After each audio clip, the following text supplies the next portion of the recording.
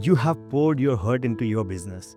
The late nights, the endless brainstorming, the perfect product. But something feels off.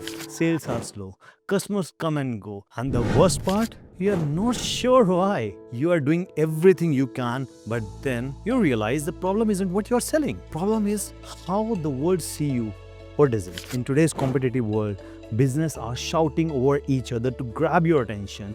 But in this noise, only a few brands that leave a lasting impression. Why? Because they are mastered something deeper than just marketing. They have built a solid brand identity. Most businesses try to shout louder, more ads, more discount, but louder isn't better, it's emptier. What your business needs isn't just a noise, it's a voice. And that voice, it comes from your brand identity. Brand identity is the soul of your business. It's not just what your customers see, but what they feel when they interact with your brand. It's the personality, value, and promises your business embodies.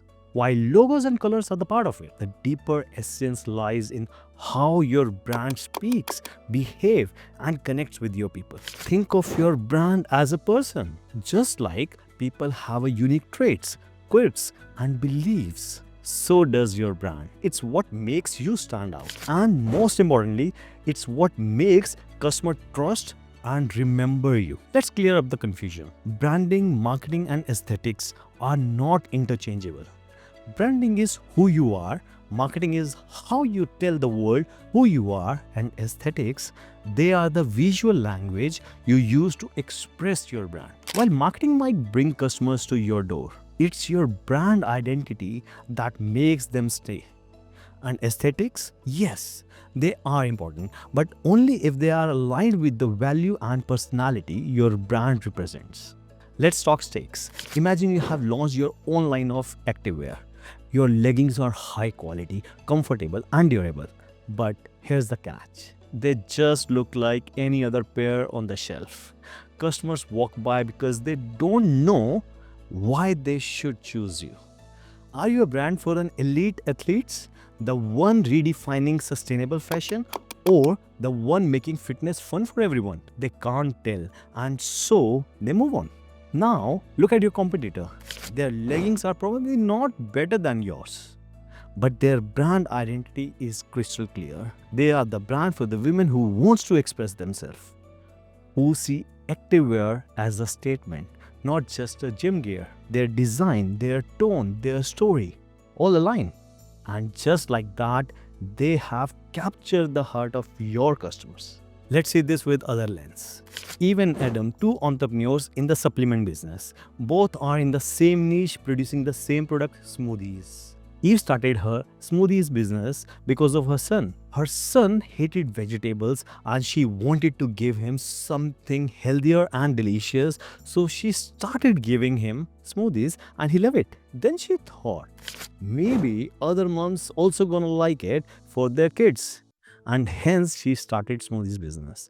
Her smoothies are incredible. Her logo is a little carrot cartoon, but her sales non-existent. Adam's smoothies, on the other hand, were for the gym enthusiast. His goal is peak performance, but his branding, it screams energy drink, not wellness. Both had a great product, but both missed the mark. Why? Because their brand identity didn't align with their audience. Same niche, same product, same problem, no sales, but different audience. So how do you fix this? Let's dig deeper.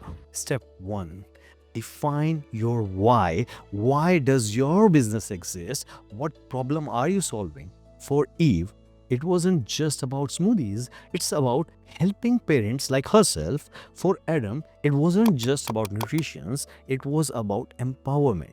Your why is the root of your brand identity. But then you need to understand your audience, not just who they are, but how they think, feel, and live. Eve realized other parents didn't want just healthy, but they also want the ease, joy, and trust.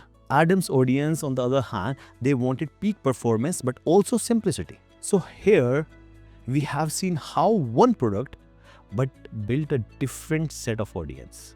Now let's talk tools. Your logo, your color, your voice. They are important, but only if they reflect your core values. Eve redesigned her branding with the soft, inviting colors and a tagline that says, "Smoothies made for life's little moments."